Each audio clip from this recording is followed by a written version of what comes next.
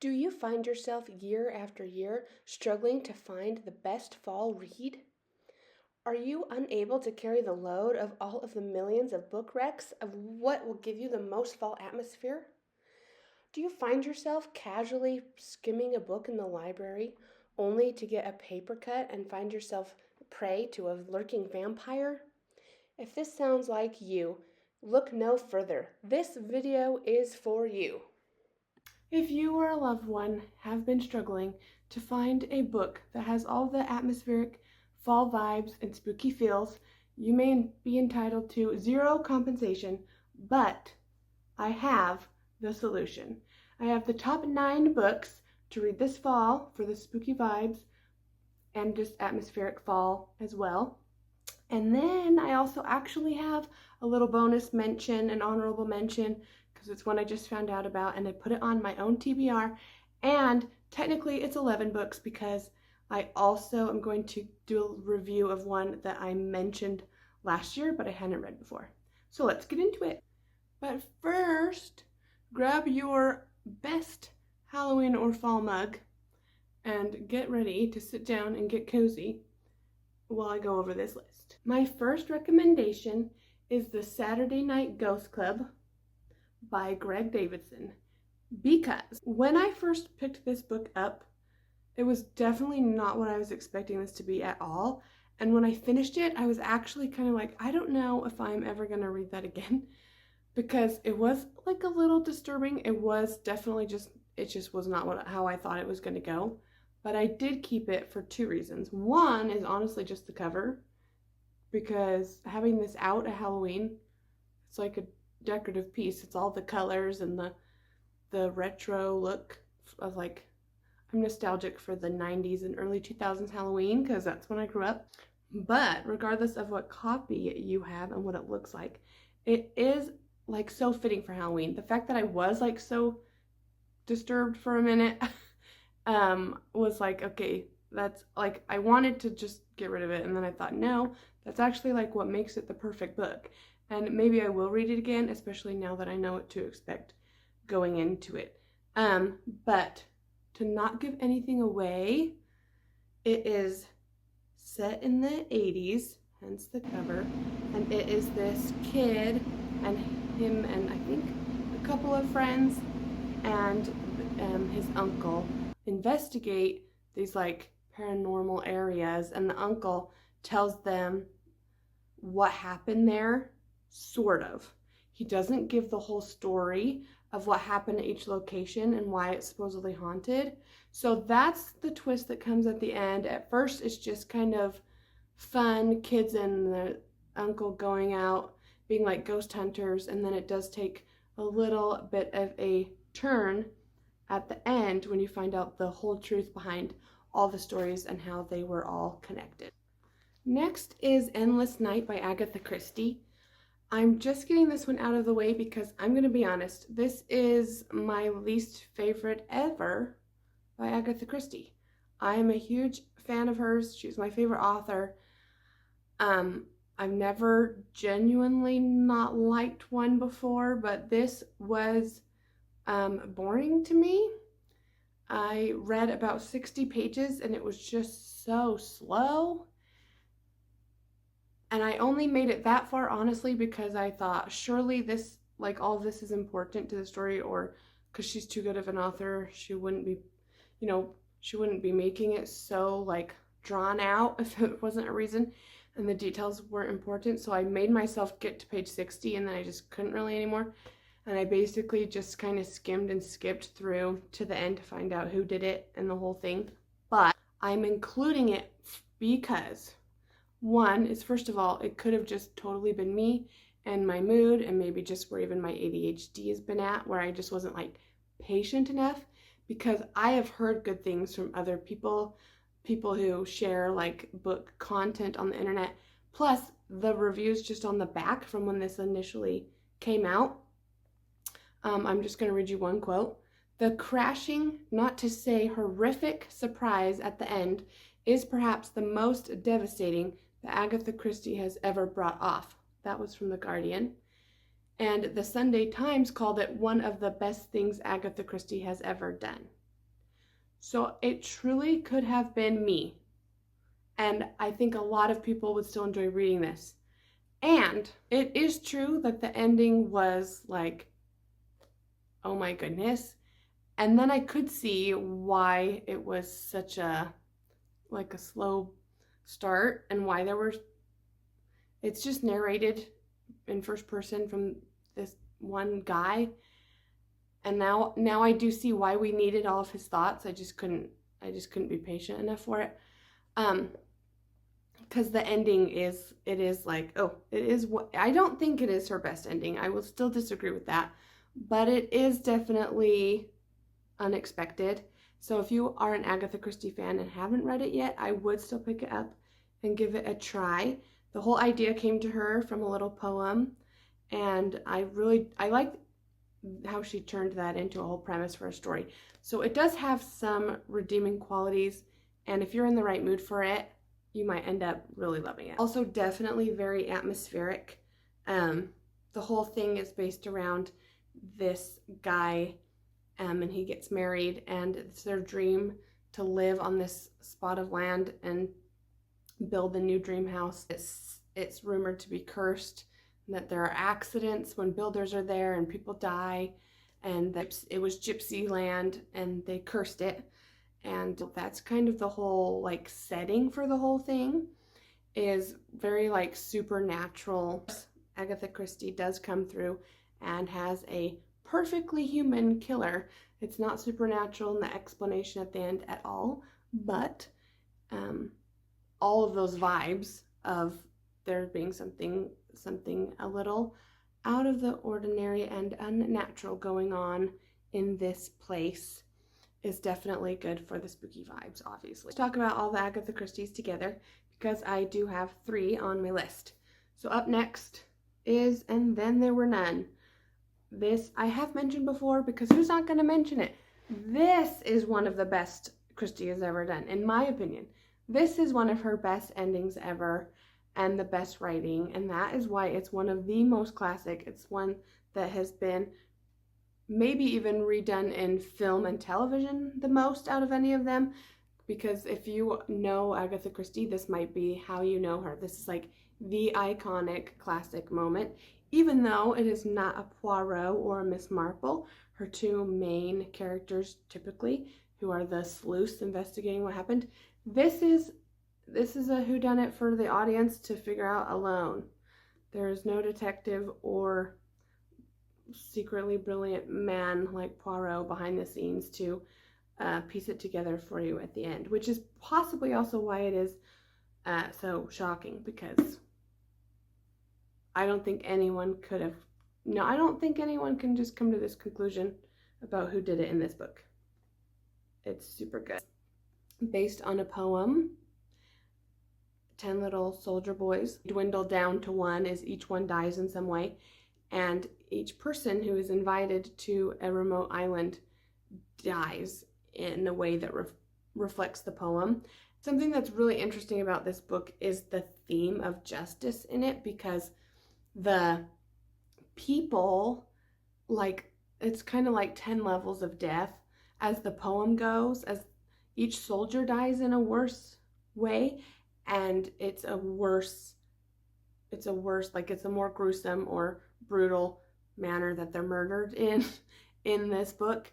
And the person who is selected to be the one who dies next, it's planned out according to how heinous their crime was. Each person who is there on the island is guilty of something in the past, and the more heinous that it gets, then the worse their fate. It's a very interesting look at justice and human psychology as well. And being stranded on a remote island and you cannot figure out who's killing people off one at a time. How can you get more suspenseful than that if you are looking for a good fall read? My next Agatha Christie is not one single book. It's a compilation of short stories. And these do all have elements of the supernatural. There are some that you can say maybe that person's who did it, and maybe you can't explain it in this world. So It's really fun. I love reading this in October because I can pick a new story I haven't read before. I can't remember how many there are. Let me see if it says, but one of the stories had never been published in the US before they compiled it in this way, so that's also really fun. But I definitely recommend this one if you are not really a big reader, but you kind of want to practice more hygge and want to get into reading. You don't have to commit to a whole novel. You can just read some short stories every now and again that give the classic Christie whodunit vibes with a mix of definitely a little bit more, like I said, inexplicable, darker material for Halloween. Next, I don't have a physical copy of this book yet because this is one that I haven't read yet, but I did go to the library and skim through a little bit to see if I would actually be interested and enjoy it, and I think that I would, enough so that I'm mentioning it because it's so different, but the vibes are also still so on point. So that would be, I'll put a picture on the screen. How to Sell a Haunted House by Grady Hendrix.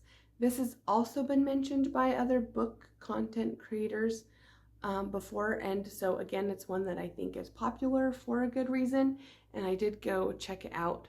And basically, this woman's father dies and she has to come back to the home, her childhood home, to clean out things, and she's reminded of some childhood trauma, and she's going through things, and you know, I think deeper things emerge.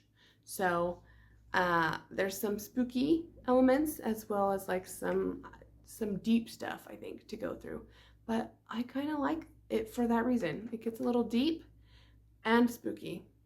It's like spooky therapy. I don't know. Also a book that I do not have, but I'm putting it on the list because I was obsessed with it as soon as I saw on the internet and read the description, and that would be Welcome to Meadowbrook by, what is her name? Cassandra L. Thompson.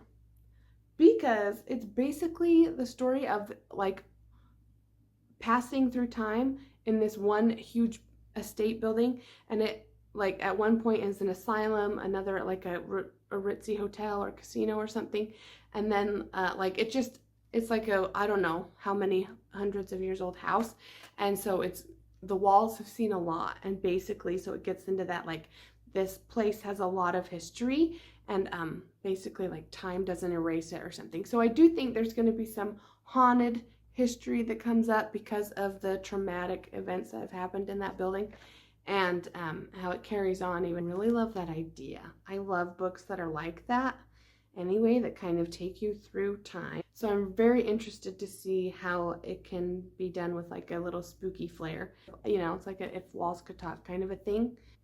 My next rec is Down a Dark Hall by Lois Duncan. The back, which says only this, very mysterious. Why does the exclusive boarding school Blackwood have only 4 students? Kit walks the dark halls and feels a penetrating chill. What terror waits around the next corner? Was spooky and creepy.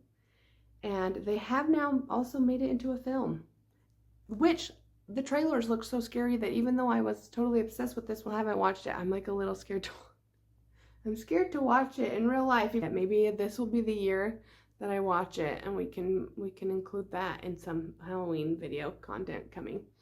Anyway, but definitely if you wanted a creepy book, this one has it. Next is Dracula, which I am currently reading, and oh my gosh, I love it so much. This, okay, I know what I said about like getting The Last Seance if you're only gonna pick up one book that I recommend, but if you are willing to commit to reading a classic novel, this one, I love it. Like, I'm way into this book, more than I thought I was gonna be. I genuinely bought it purely for the cover because it's velvet and the pages with the bats. I was like, even if I only use this as a decoration, having this out on my bookshelf for Halloween every year, I will pay the $40. I'll pay the $40 and never read it. And then I was like, well, I really shouldn't. I really should read it. And it is creepy.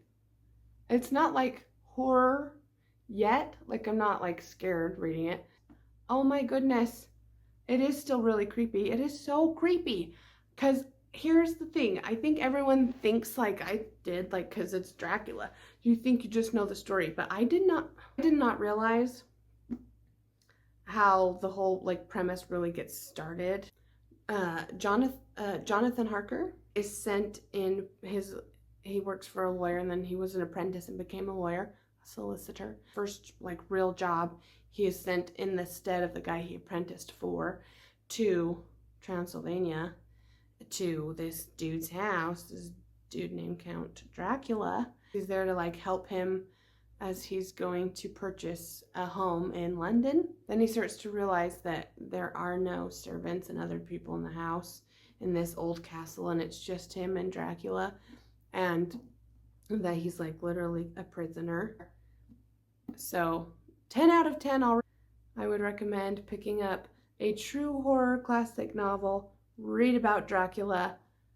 If that's the only book you read for October, you will definitely, I think, you'll get all the Halloween vibes that you could ever want out of a book. And also, it's truly really good. It truly is really good. Especially if you read it and think of the following book. So my next recommendation, I also do not have physically to show you today, but it is Dracula by Bram Stoker's great nephew. Anywho, has studied his uncle's works and his notes on everything, and he's even written another Dracula book himself. And his friend J.D. Barker, he and Stoker Barker wrote this book called Dracula together, and basically talks about the history of Bram Stoker creating the book Dracula, and that Bram Stoker seems to fully believe that this is true, that he didn't write a fictional book. In fact, the original manuscript of Dracula was submitted as nonfiction to a publisher, and he said, we need to print these events that Jonathan Harker is my friend. I mean, Jonathan Harker is a real person. And he says, this is my friend's diary and of what happened to him, and we need to warn people.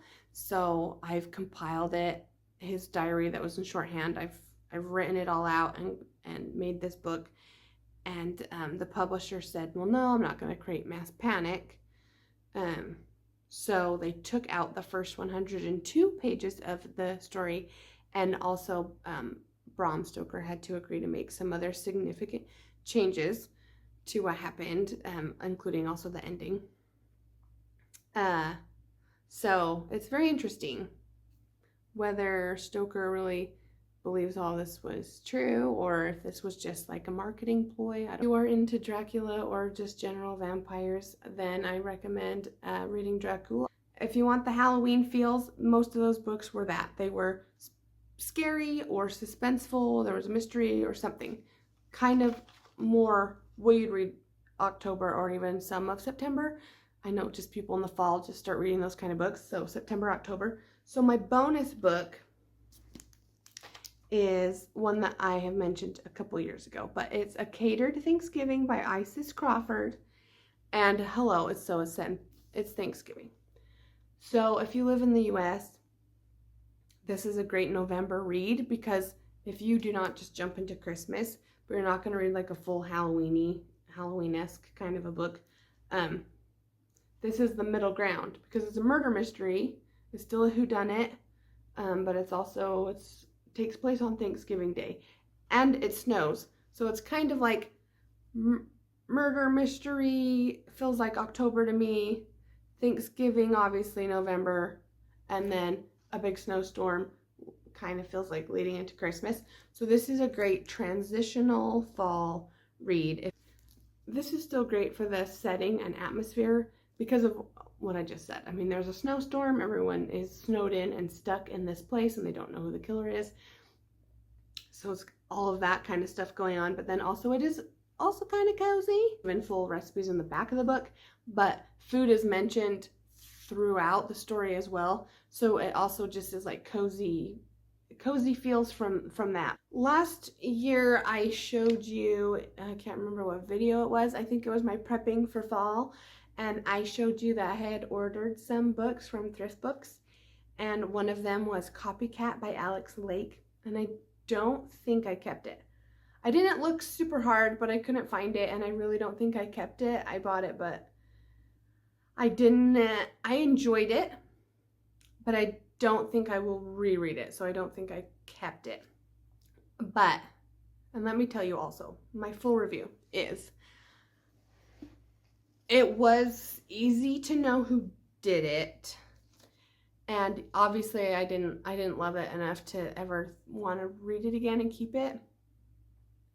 But it was, up until the point where I was like, I'm sure this is who did it, up until that point, it was kind of scary.